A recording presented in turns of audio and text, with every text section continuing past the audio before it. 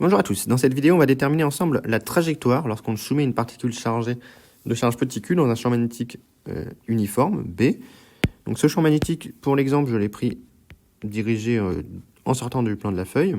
Donc il s'écrira ici moins B0 UZ au vu de la base cartésienne EX, EY, EZ que j'ai choisie, avec une base directe qui fait que EZ va dans la feuille. Donc on prend une charge Q, on va considérer pour l'exemple que Q est positive. Et donc là, je vais faire dans cette vidéo la démonstration rigoureuse de l'étude et de la trajectoire pour une telle particule. C'est un petit peu hors programme en MPSI. En MPSI, on nous demande de faire l'hypothèse que le mouvement est circulaire et ensuite de se servir de ça avec les coordonnées polaires pour trouver le rayon. Et bien là, je vais faire la démonstration exacte que la trajectoire est circulaire et après, dans une autre vidéo, je referai l'étude en considérant de base que c'est circulaire. Donc, on a Q qui est positif, on a une particule de masse petit m. On note M la masse. Et donc, à tout instant, on a OM de T qui est égal à XEX plus YEY plus ZZ. Ça, ce sont les aspects cinématiques. Et donc, comme on travaille en coordonnées cartésiennes, la vitesse va s'écrire x.ex plus y.ey plus z.z.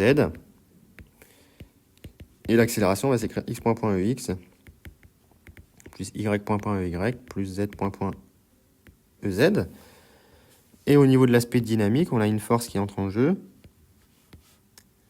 On a la force de Lorentz magnétique. Ici, on considère qu'il n'y a pas de champ électrique, qui s'écrit Q V vectoriel B. Donc, si on veut exprimer cette force de Lorentz magnétique, elle est égale à Q, facteur de x point, y point, z point, produit vectoriel.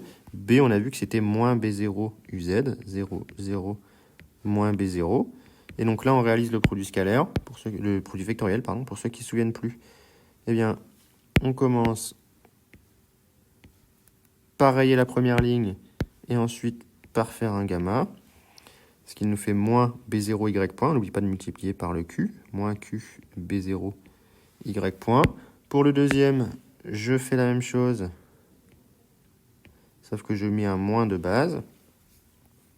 Et donc, en faisant ça, j'ai moins Q B0 X point, ce qui fait plus Q B0 X point. Et pour la troisième, je ne remets pas de moins et je fais le petit gamma, ce qui fait 0.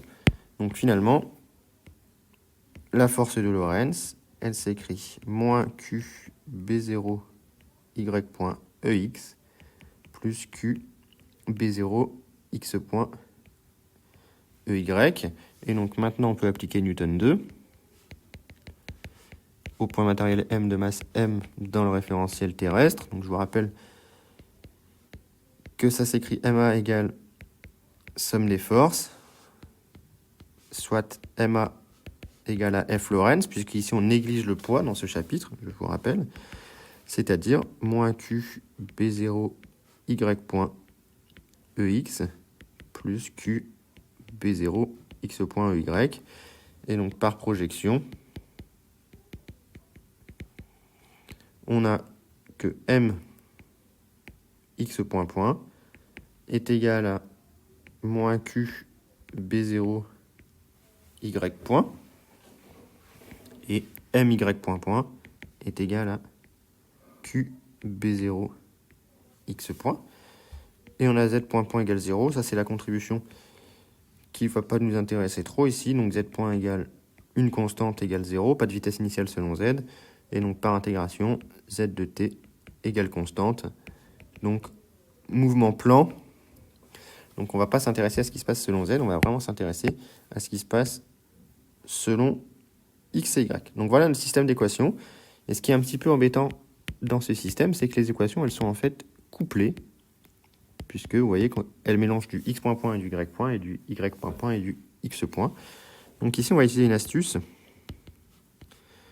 qui va être de poser, on pose U, une grandeur complexe qui s'écrit sous la forme X plus IY, où I carré est égal à moins 1.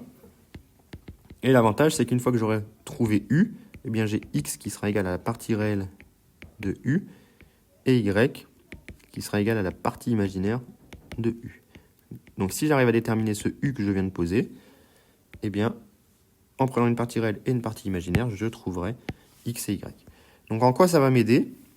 Eh bien, vous allez voir qu'on va être astucieux. Si on appelle 1 et 2 ces deux équations, on va faire 1 plus i fois 2. Et donc, je vais me retrouver avec m x point point plus i m y point point égale à moins q b0 y point plus i q b0 x point, soit je vais tout diviser par m, x point point plus i y point point égale à i qb0 sur m, facteur de x point, plus i y point, puisque si je fais i fois i, ça fait i carré, ça fait moins 1, donc on retrouve bien ce qu'il faut. Et donc, ici, on reconnaît u point point, et ici, on reconnaît u point. Donc, on a u point point,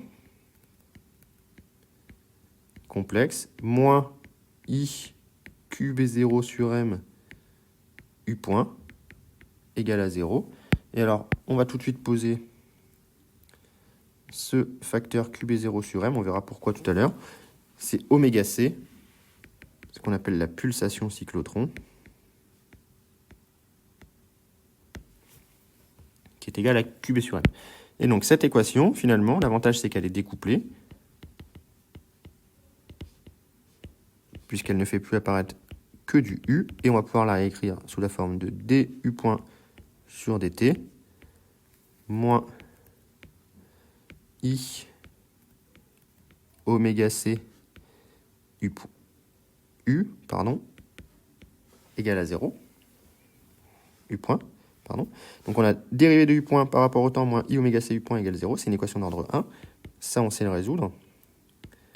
Donc on a à voir que u point du point sur u point va être égal à i oméga c dt, et donc on en déduit par intégration que u point va être égal à une constante d'intégration exponentielle de i oméga c fois le temps, où lambda est une constante d'intégration. Or, u point de 0, c'est égal à x point de 0 plus i fois y point de 0. Et nous, dans notre problème, la vitesse initiale a été prise uniquement selon l'axe x et vaut v0 ex. Donc ça vaut v0. Et si je remplace t par 0, c'est égal à lambda exponentielle 0. Donc j'en déduis que lambda est égal à v0. Et donc par suite que u point de t est égal à v0 exponentielle i oméga cyclotron fois le temps. Sauf que nous, ce qu'on veut, c'est pas u point, c'est u. Donc on intègre. Et on obtient que u de t est égal à v0 sur i oméga c, exponentielle de i oméga c fois le temps plus une constante d'intégration. Or, u de 0 égale à x de 0 plus i fois y de 0 est égal à 0. Donc on en déduit que v0 sur i oméga c exponentielle 0 plus mu est égal à 0, soit mu est égal à moins v0 sur i oméga c est égal à i v0 sur oméga c. Et donc on en déduit que u bar, cette fois-ci, est égal à moins i v0 sur oméga c exponentielle de i oméga c t plus i v0 sur oméga c. Donc voilà ce qu'on obtient. Et donc maintenant, en prenant partie réelle et partie imaginaire, on va pouvoir obtenir x et y. Or, on sait que exponentielle i oméga c fois le temps, c'est pareil que cos oméga ct plus i sinus oméga ct. Donc on en déduit que u bar de t est égal à moins i V0 sur oméga C cos oméga CT plus V0 sur oméga C sinus oméga CT plus I V0 sur oméga C. Et donc, maintenant, on a que x de t est égal à la partie réelle de U bar. C'est donc égal à V0 sur oméga C sinus oméga cycle t. Et y de t est égal à la partie imaginaire de U. Et c'est donc égal à V0 sur oméga C moins V0 sur oméga C cosinus oméga CT. Et donc, pour trouver la trajectoire, dans ce genre de problème, on se sert toujours de la même petite astuce. On se sert de cos carré oméga CT plus sin carré oméga CT égale à 1. Or, cos oméga CT est égal à oméga C sur... ou on va peut-être laisser... Ici, on a V0. On va garder V0 sur oméga C cosinus, qui est égal à V0 sur oméga C moins Y. Et on va garder V0 sur oméga C fois le sinus, qui est égal à x de t. Et on va faire la première plus la deuxième au carré. Donc si on fait 1 au carré plus 2 au carré, on se retrouve avec V0 carré sur oméga C carré égale à V0 sur oméga C moins Y le tout au carré plus x au carré. Et donc ça, on va le réécrire au final sous la forme x carré plus y moins V0 sur oméga C au carré égale à V0 carré sur oméga C carré, qu'on va mettre sous la forme d'un seul et unique carré. Donc là, on reconnaît une équation de cercle. L'équation de cercle, pour ceux qui se souviennent plus, c'est x moins x du centre au carré plus y moins y du centre au carré égale r carré. Donc, on a une trajectoire circulaire de rayon r égale à V0 sur oméga C, soit R égale à V0 fois la masse sur QB. Et ça, je vous conseille de l'apprendre par cœur. Et de centre, 0 et V0 sur oméga C. Donc si on regarde ce qu'on avait fait au départ comme choix, eh bien ça paraît tout à fait cohérent d'avoir ici le centre et la trajectoire circulaire et de rayon V0 sur oméga C. Donc voilà comment faire pour démontrer que la trajectoire est vraiment circulaire. Là, on l'a fait proprement, on a intégré l'équation, le système d'équations couplées, on l'a résolu, et donc on a trouvé la trajectoire circulaire. Et on comprend ici pourquoi est-ce que oméga C a été posé comme la pulsation cyclotron. C'est la pulsation correspondant à la trajectoire circulaire, c'est-à-dire c'est 2π fois la fréquence, et donc 2π sur t, où t est le temps mis pour faire un tour de cette trajectoire circulaire. Donc voilà pour cette vidéo, c'est du hors programme de MPSI, mais je pense que c'est intéressant de l'avoir vu une fois, c'est pas très compliqué, et ça peut vous servir plus tard dans d'autres problèmes. Donc voilà pour cette vidéo.